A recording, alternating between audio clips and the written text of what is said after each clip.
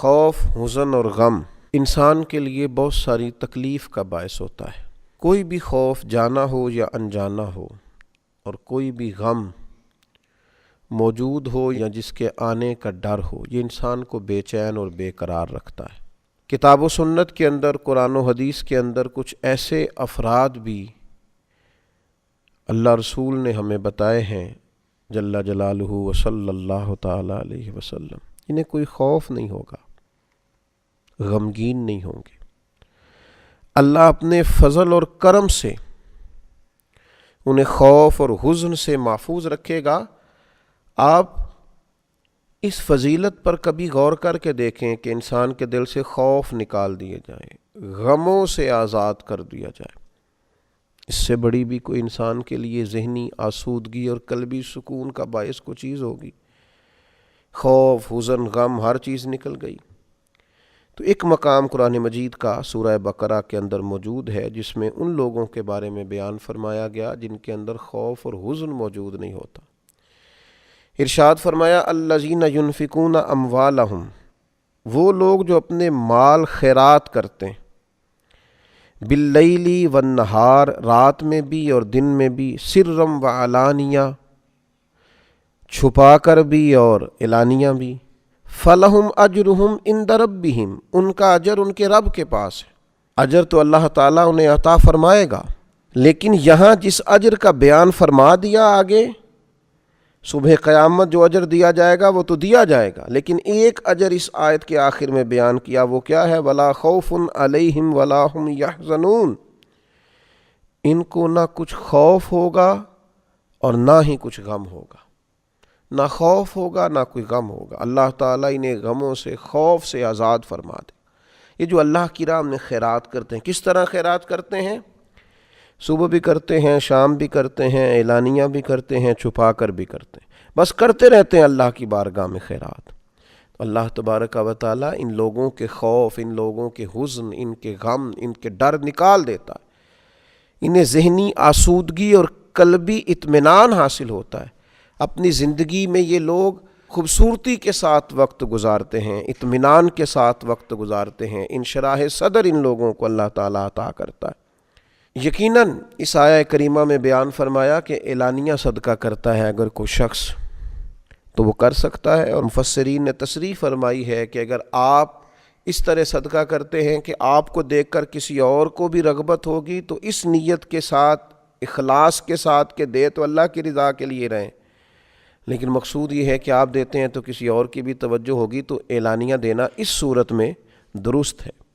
لیکن زیادہ فضیلت کیا ہے، زیادہ عظمت کیا ہے کہ سیدھے ہاتھ سے دیا جائے اور دوسرے کو پتہ نہ چلے۔ ہم دیکھتے ہیں کہ ہمارے زمانے کے اندر آہستہ آہستہ اعلانیہ دینے کا ہی رواج ہو گیا ہے۔ ہمارے زمانے کے اندر دینا اور بتلانا اور اس کا اظہار کرنا اور اس کا ذکر کرنا اور اس کی خبر دینا اور اس کی اطلاع دینا اور کوشش کرنا کہ لوگوں کو لائنوں میں لگایا جائے اور لوگوں کو ایسی جگہوں پہ بٹھا کے دیا جائے جہاں وہ آتے جاتے لوگ ان کو دیکھیں، نظر آئیں، یہ چیز بڑھتی ہی چلی جا رہی۔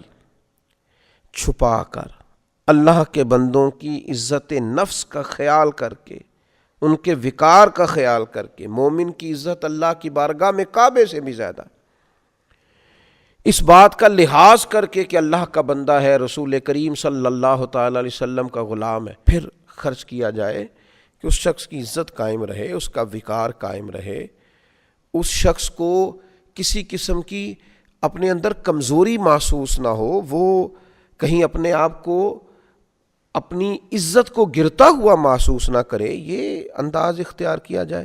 نبی اکرم صلی اللہ تعالیٰ علیہ وسلم سے حضرت ابو ذر رضی اللہ تعالیٰ عنہ نے پوچھا تھا، مسند امام احمد بن حنبل میں روایت موجود ہے، پوچھا تھا یا رسول اللہ صلی اللہ تعالیٰ علیہ وسلم کون سا صدقہ افضل ہے؟ اللہ کے پیارے حبیب صلی اللہ تعالیٰ علیہ وسلم نے فرمایا وہ جو کسی تنگ دست کو خفیہ طور پہ دیا جائے۔ بندہ تنگ دست ہے، مجبور ہے، ضرورت مند ہے، لیکن اسے چھپا کر دیا جائے تو یہ سب سے افضل صدقہ ہے۔ مسند احمد میں بھی اور طبرانی میں بھی یہ روایت موجود۔ اور دوسرا حضور علیہ الصلوۃ والسلام نے فرمایا ایک شخص زیادہ مالدار نہیں ہے، خون پسینے کی محنت کر کے کمائی کر کے لاتا ہے، اور اس میں سے بھی وہ کچھ نہ کچھ اللہ کی راہ میں صدقہ کرتا ہے، تو یہ سب سے افضل صدقہ ہے۔ یہ بھی سب سے افضل صدقہ ہے اگر وہ کسی کو دیتا ہے، لیکن خفیہ طور پر تھوڑا سا چھپا کر، لوگوں کی عزت کا خیال کر کے۔ ہمارے ہاں تو عجیب رسم چلی ہے کہ ہم یہ سمجھتے ہی نہیں کہ کسی کو چھپا کے دینے سے روحانی اطمینان کتنا ملتا ہے، کسی کو دے کر چپ کر جانے سے اللہ تبارک و تعالیٰ بردباری کتنی عطا کرتا ہے، کسی کو دے کر خاموش ہو جانے سے اللہ تبارک و تعالیٰ صحراؤں کی وسعت اور دریاؤں کی گہرائی جتنا حوصلہ عطا کر دیتا ہے۔